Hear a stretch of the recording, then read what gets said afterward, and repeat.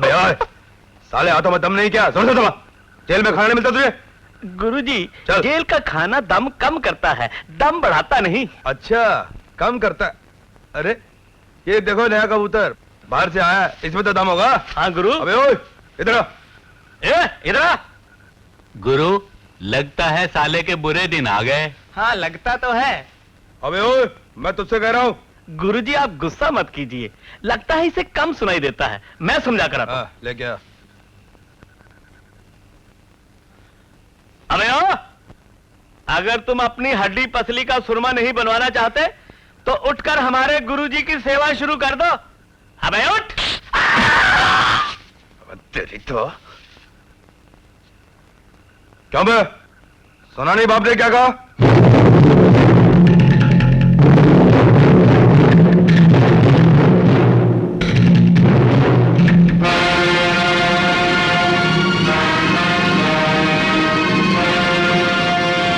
अबे ओ चप्पस, घूरता क्या है?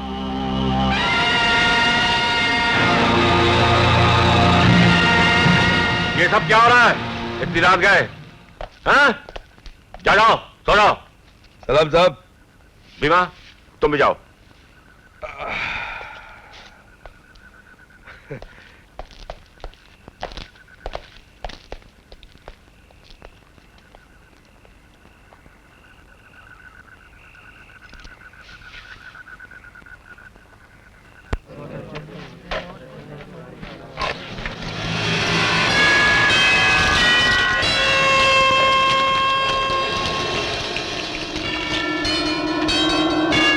मैं हर सख्त चीज को पतला कर देता हूं।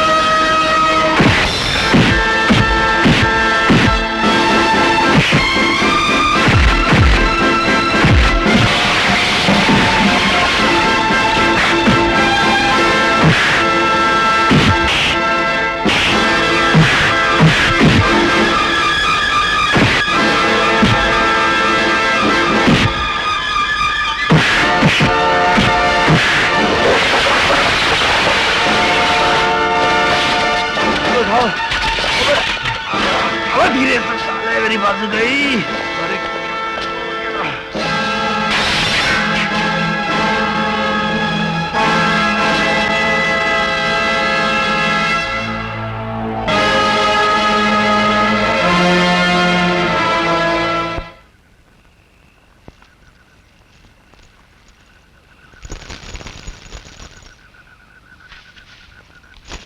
तुम्हारी पायल है ना, झगड़े में गिर गए थे, संभाल के रखो।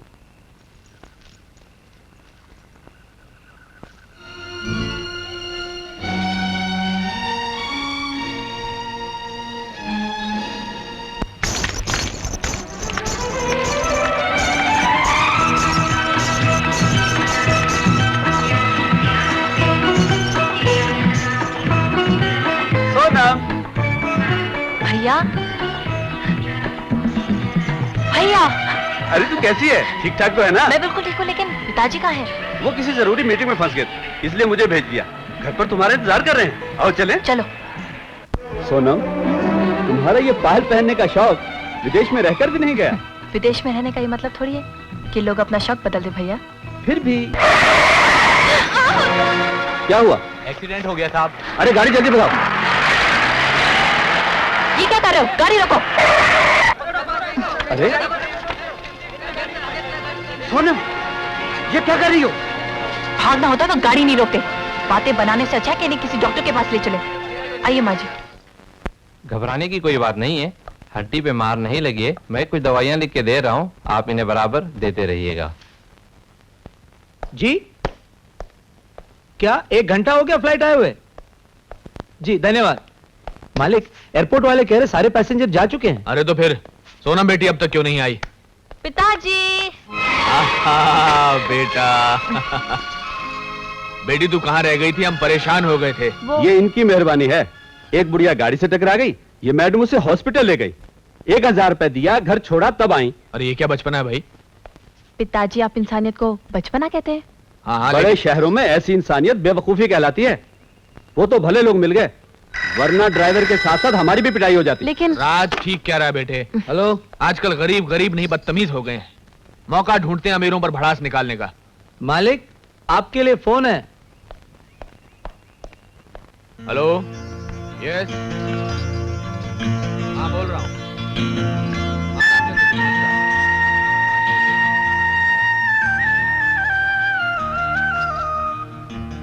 भैया, गांव का आदमी यहाँ कोई नजर नहीं आ रहा है। गांव की किसी भी चीज के साथ अब हमारा कोई नाता नहीं। वहां की जमीन जायदाद सब कुछ बेच दिया डैडी ने। इसका मतलब है भीमा भी गांव में ही होगा।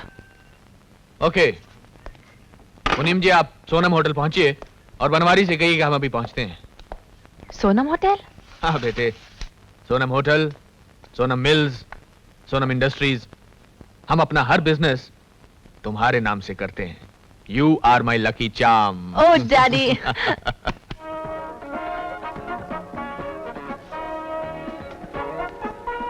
सब तैयारी हो गई बनवारी सेठ?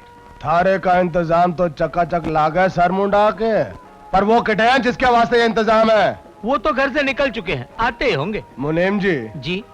मैं तय के मालिक का पार्टनर हूँ 1 साल से। जी।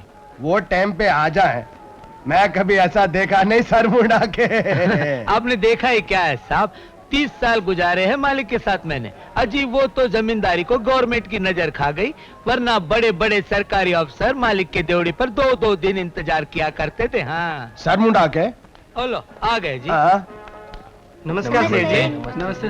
Welcome welcome welcome welcome to India, welcome to Sonam hotel and birthday happy sir मुंडा के। बेटे ये बनवारी लाल जी हैं। मैं थारे का पार्टनर, चाय चुवन्नी का सही सर मुंडा के। Sonam factory, Sonam industry, Sonam sugar factory.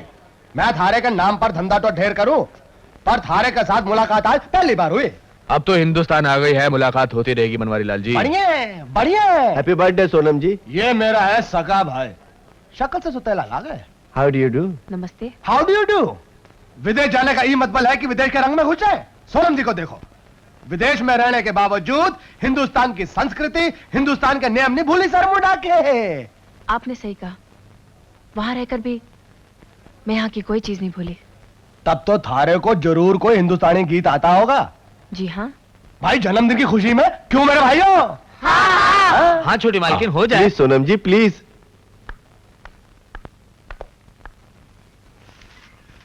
Thakur साहब, मैं बोलूं, ओए थारे का ठाकुर किथे है?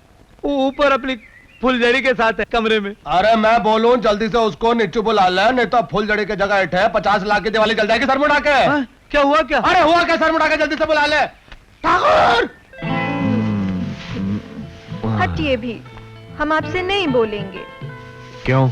आपने कहा था ना मुझे फ्लैट देंगे, कार देंगे। फ्लैट की डेकोरेशन हो रही है और कार बुक हो चुकी है डार्लिंग। सच? कहाँ पे लिया, मुझे बताया क्यों नहीं? हम जिसे पसंद करते हैं उसके लिए हर चीज अपनी पसंद की लेते हैं। कौन? मुनीम हूँ सरकार, बनवारी सेठ इंतजार कर रहे हैं, कह रहे हैं कुछ जरूरी काम है। ये तो अटक गया है, ये फुलझड़ी बहुत खराब काम कर रहे हैं। अरे छोड़ दो, आ जाओ। तुझे कितनी बार कहा है बनवारी कि हम संडे के दिन काम नहीं करते? ठाकुर साहब, आज संडे का दिन नहीं है, सत्यानाशी का दिन है। और वैसे भी जब मुसीबत आवे है तो दिन और तारीख देखे ना आवे, भर भर के आवे, भर भर के। क्यों, क्या हुआ? वो जो अपना 50 लाख का माल उतरा था ना समुद्र के किनारे, वो पकड़ा गया है। पकड़ा गया? किसने पकड़ा? जग्गू ने। जग्गू? कौन जग्गू? इस इलाके का बहुत बड़ा दादा हो गया है। वो मेरे को बोला अगर उसे 2 लाख रुपए ना मिला तो वो माल को ना जाने देगा। जबरदस्ती है क्या? उसको पुलिस के हवाले कर दो। ठाकुर साहब, तुमने की है जिंदगी भर जमींदारी, ये कोई गांव नहीं है जहाँ पर दरोगा तुम्हारे हुक्म का पालन करे, वो भी दुम हिला के। और वैसे भी स्मगलिंग के मामले में पुलिस को ना डाले तो बेहतर है। अगर पुलिस को डाले तो हम दोनों को सीधा जेल में डाले, वो भी सर मुंडा के। मैं बोलूं तय 2 लाख रुपए देते, वरना अपन को 50 लाख की चेपी लग जाएगी ठाकुर साहब सर मुड़ा के। अबे और रोमियो, तेरा वो ठाकुर माल लेके कब आएगा? मेरा भाई खुद उसे लेने गया है। अच्छा, ए लंबे बाल वाले यहाँ आ गए हो? दादा, जग्गू दादा। तो तुम हो जग्गू दादा? फोगट की बातों में मेरा टाइम खराब मत करो सेठ। मेरा नाम और काम इसने बता दिया होगा। मेरे ही गोडाउन में मुझी पर धौंस जमा रहे हो?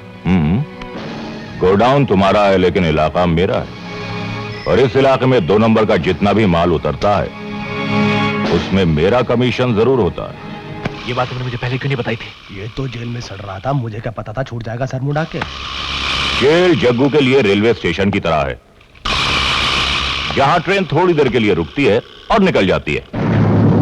तुम स्मगलिंग के धंधे में नए नए उतरे हो सेठ, और अगर यहां माल उतरवाना है तो हमें कमीशन देकर हमसे दोस्ती करके उतरवाना होगा, वरना। ठीक है, धमकी देने की जरूरत नहीं है। मुनीम जी, रुपए दे दो। जी मालिक, ये लो।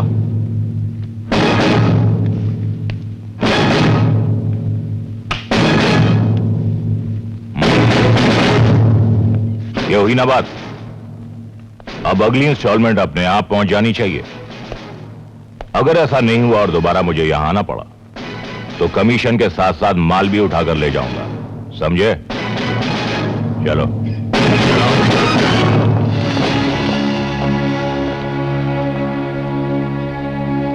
ये तो एक नया खाता खुल गया सर मुंडा के। मुनीम जी। जी मालिक। इस जग्गू दादा के नाम अपने बही खाते में 2 लाख रुपया कर्जा लिख दो। कर्जा? इससे तो मैं 2 लाख की जगह 4 लाख वसूल करूंगा। वो कैसे सर मुड़ा के? मुनीम जी, भीमा जेल से कब छूट रहा है?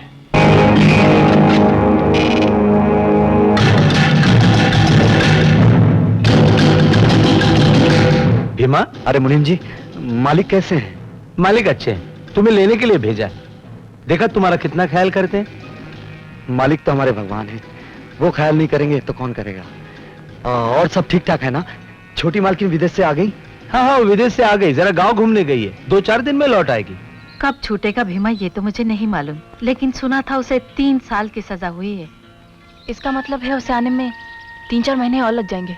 हाँ छोटी मालकिन, लेकिन हमें बहुत खुशी हुई कि आपको बचपन की सब बातें याद हैं।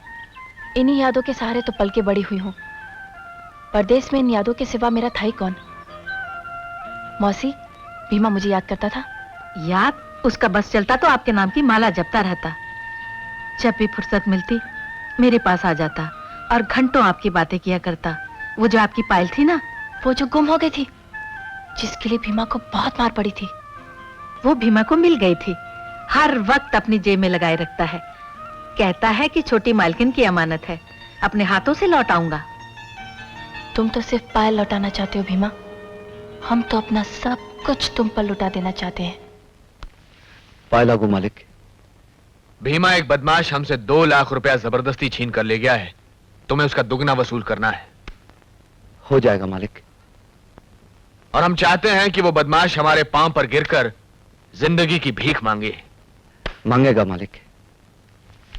ठीक है, तो मुनीम जी, भीमा को जग्गू के पास ले जाओ। छोटे भाई, सब पार्टियों को यह खबर कर दी है ना कि जग्गू दादा का टैक्स देना है? हाँ बड़े भाई। फिर भी छोटे भाई, समंदर के किनारे पूरी नजर रखना, क्योंकि हमारा टैक्स दिए बिना किसी भी पार्टी का माल उतरना नहीं चाहिए। फिक्र मत करो बड़े भाई, अपुन के आदमियों ने चप्पे चप्पे पर नजर रखी हुई है। तू? नहीं मैं नहीं, ये कौन है बे तू? भीमा नाम है हमारा। मालिक ने इसे मेरे साथ भेजा है। किस लिए भेजा है? तुम्हें 2 काम करना है।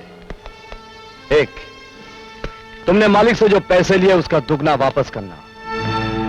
2, मालिक के रास्ते पर ना कोई गड़बड़ करने का वचन देते हुए उनसे माफी मांगना। 2 काम हम जरूर करेंगे। एक, तुम्हारे मालिक ने जितना पैसा हमें दिया है उसका 4 गुना उससे और लेंगे। 2, तुम्हारी हड्डी पसली तोड़कर यहां से भेजेंगे। छोटे भाई। हाँ बड़े भाई। मालिक के इस चमचे को कम से कम 1 महीना अस्पताल में रहना चाहिए।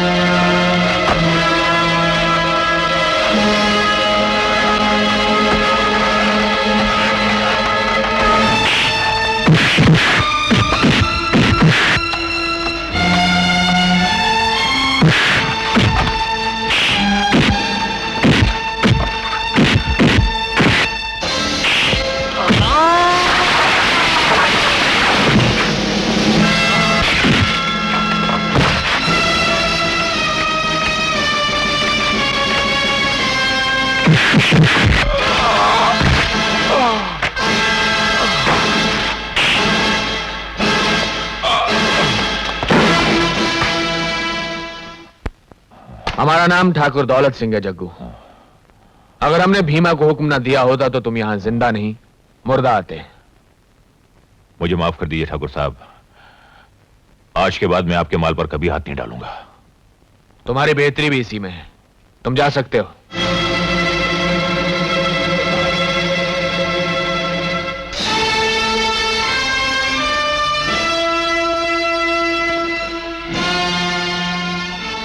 पैसे मालिक। वाह ठाकुर साहब वाह, मुझे तो विश्वास ही ना हो गया कि अकेला जग्गू दादा को उठा लाया सर में उठा के। वाह। बनवारी भीमा हमारा खरीदा हुआ नहीं पाला हुआ गुलाम है। यह हमारे लिए जान दे सकता है, जान ले सकता है। समझ गया समझ गया। भीमा 50 लाख के माल से भरा हुआ ट्रक दूसरे शहर पहुंचाना है, यह काम तुम करोगे। याद रहे कि माल हिफाजत से दूसरे शहर पहुंच जाए। पहुंच जाएगा मालिक। मुनीम जी। जी मालिक। भीमा को ट्रक के ड्राइवर से मिलवा दो। जी अच्छा चलो। ठाकुर साहब मुझे ये आदमी नहीं अलादीन का वो क्या बोले जिन ला गया। अगर मेरे पास हो ना तो मैं इससे घिस घिस के लखपति बन जाऊं सर में डाके। बनवारी हमारे साथ दोस्ती रखोगे तो लखपति नहीं करोड़पति बन जाओगे। हाँ करोड़पति से मेरे को याद आया कि हम लोगों को अपनी नई मिल में जाना है। मजदूर लोग इंतजार कर रहे होंगे सर में डाके चले। चलो। हाँ